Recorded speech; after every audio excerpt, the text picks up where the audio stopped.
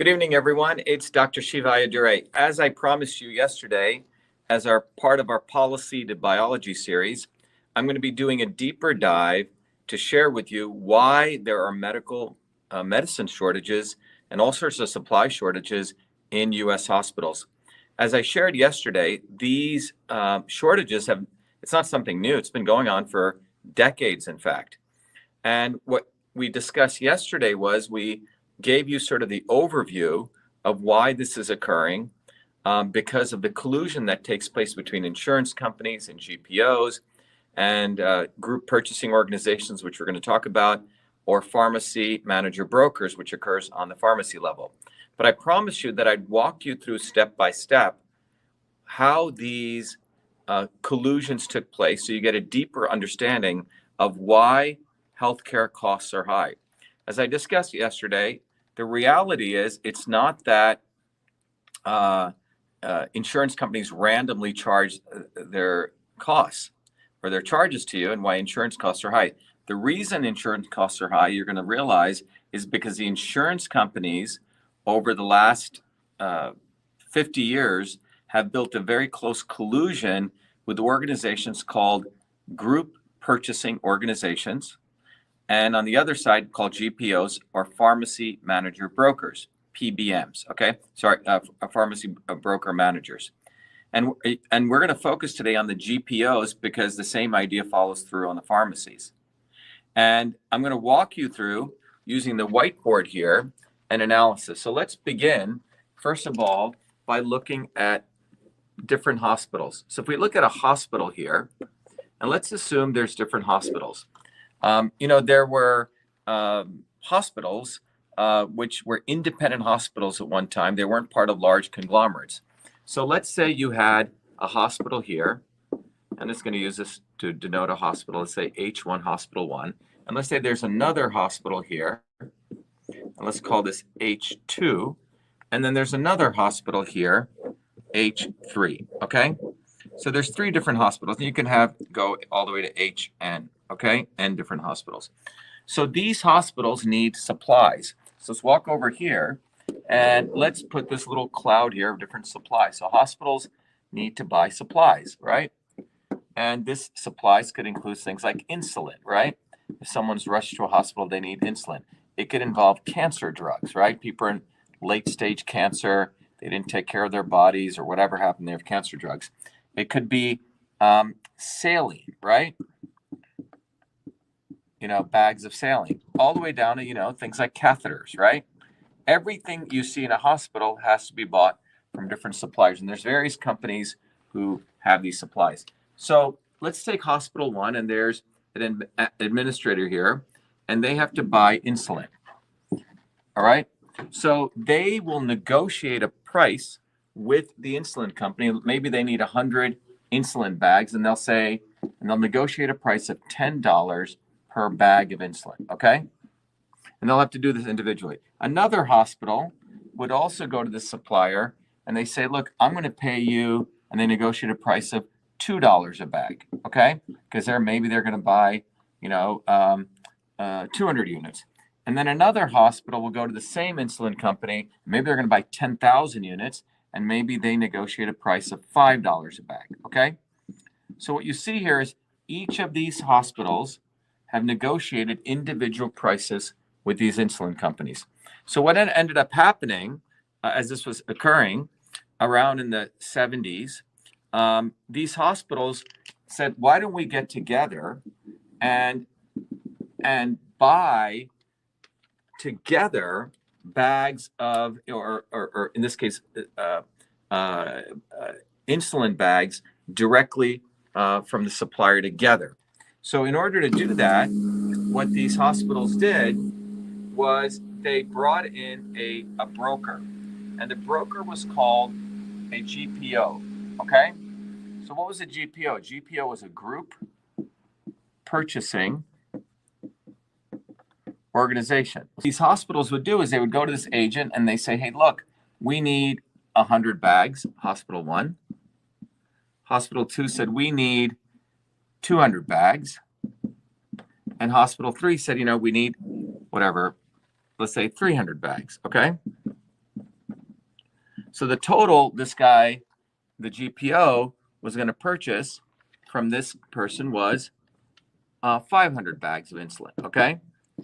And in return, the insulin price was set at, let's say, $8 a bag, okay? So these guys each had to essentially pay $8 a bag for that insulin. $8 a bag, $8 a bag, and $8 a bag, okay? So this is a pretty good deal, right? Because before, this guy was paying a lot more. So they pooled their needs to this supplier. So bottom line, the GPO served as their middleman going, and he did this across the board for those cancer drugs or saline or catheters, okay? So this GPO became the single agent getting whatever supplies the hospitals needed from suppliers. Now, these suppliers over here could be, drug companies. Big pharma could be over here, or a small pharma company, right? It could be, manufacturer X, manufacturer Y, or manufacturer Z. These are all different companies who make this. And the GPO would sign agreements with these people, long-term agreements, short-term agreements, and these were contracts, right? So these contracts were signed, and the GPO actually owned the relationships over time with these people. So think about what I'm saying. As GPOs grew between, this period over the last 30 years, initially they were servicing the hospitals here, right? They were helping the hospitals get a lower rate. But now think about what happened over time. Over time, the GPOs controlling the supply of nearly every item, bedpans, pillowcases, sheets, drugs, ventilators, everything you can imagine is coming from these suppliers into the hospitals. In fact, the GPO could build, if there was a supplier here, and there could be, let's say, Z1, Z2, so on, Z5 suppliers who all do insulin. And the GPO could do preferential deals maybe with Z5. Not only was he going to give him a better deal, but maybe the guy was going to take him on a vacation, right? All sorts of backroom deals started occurring. And after a certain point, around the 2000 period, so this started in 1980, so around 2000s, these GPOs sort of flipped the game. They went to the hospitals and they said, look, we're getting you great prices. Do you really need to get such discounts? And what ended up happening was the GPOs started dictating price and supply to the hospitals. So they would tell the hospitals, look, I can get you this bag of insulin, not for $8, but how about you pay, $10? You're still better off, or $9, right? So they started dictating price because they controlled all of these relationships. So the GPOs would tell the hospitals what to do. In fact, in every hospital is a person who's running the hospital, the president of the hospital, right? President one, right? Person here, right? These people. The GPO would give kickbacks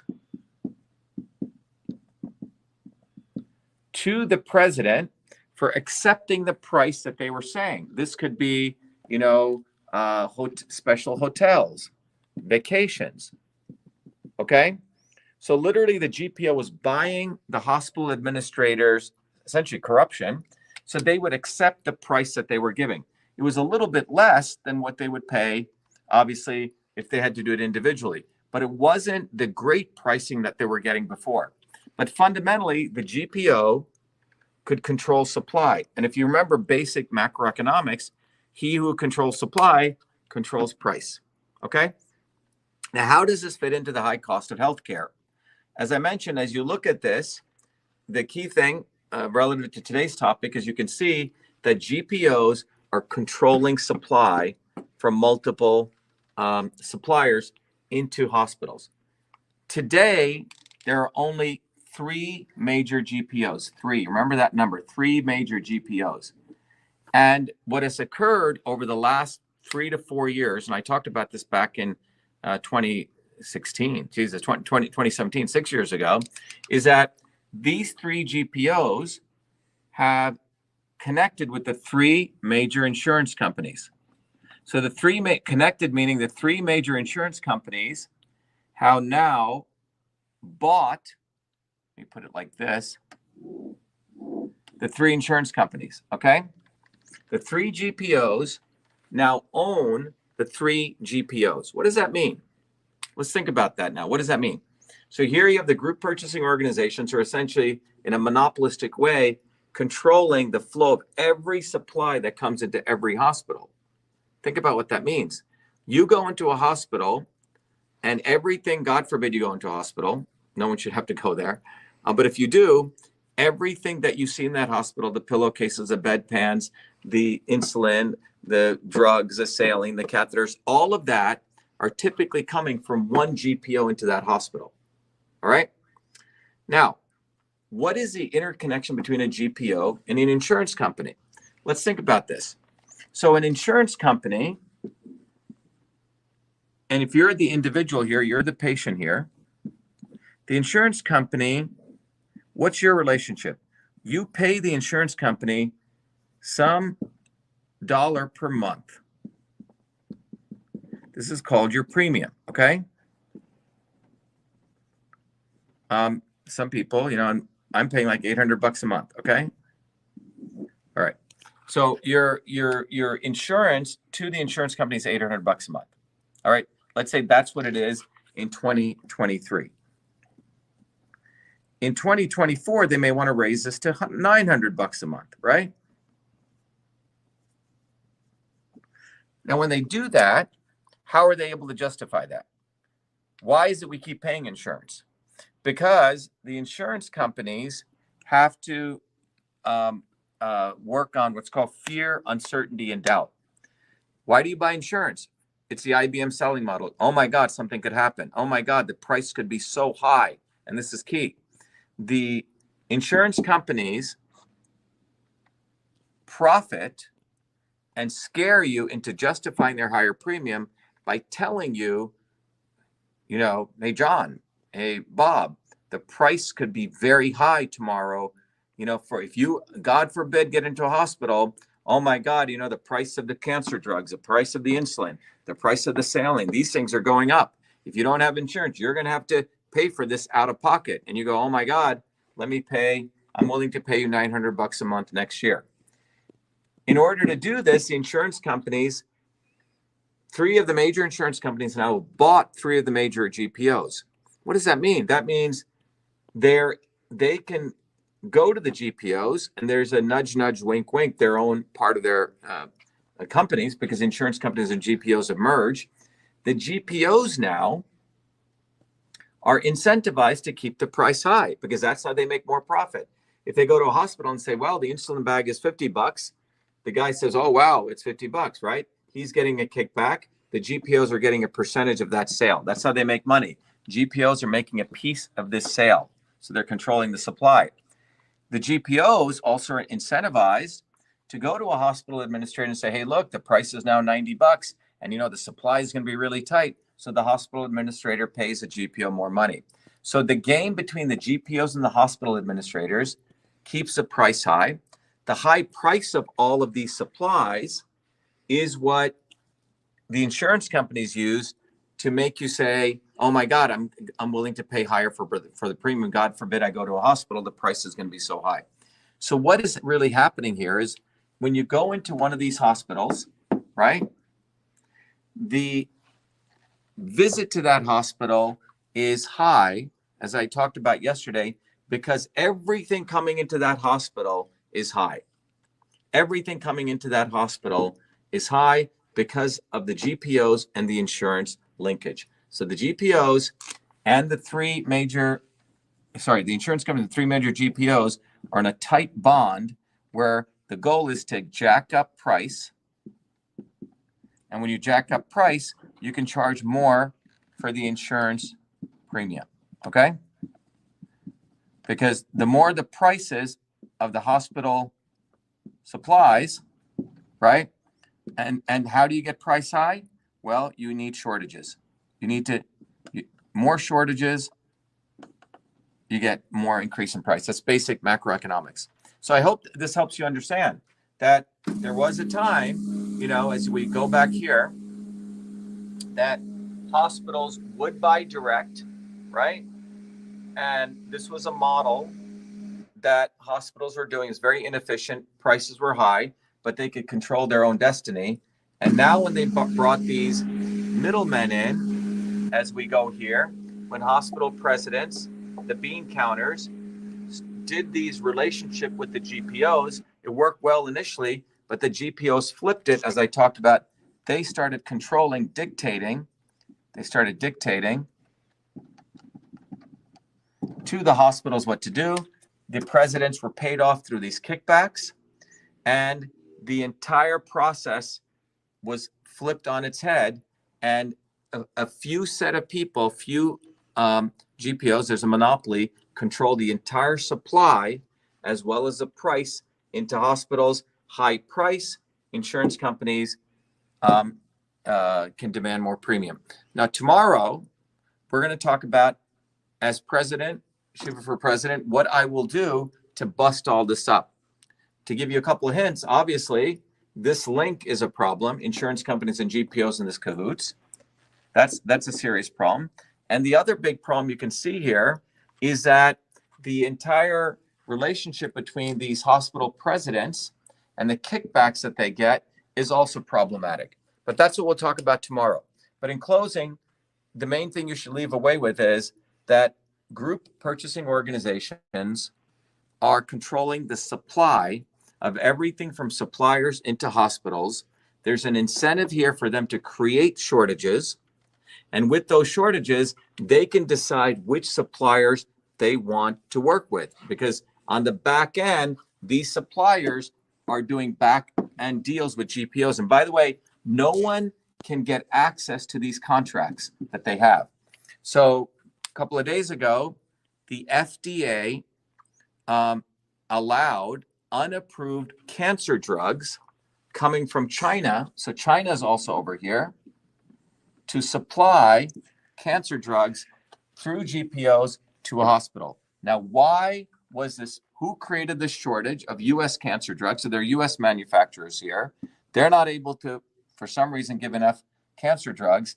And so the GPOs went to Chinese companies. And they got the FDA to bring that in because of this urgency. Oh my God, we don't have enough cancer drugs. So the level of corruption that's going on the back end and the opacity of it, which means there's very little transparency, is what's allowing all these shenanigans to take place.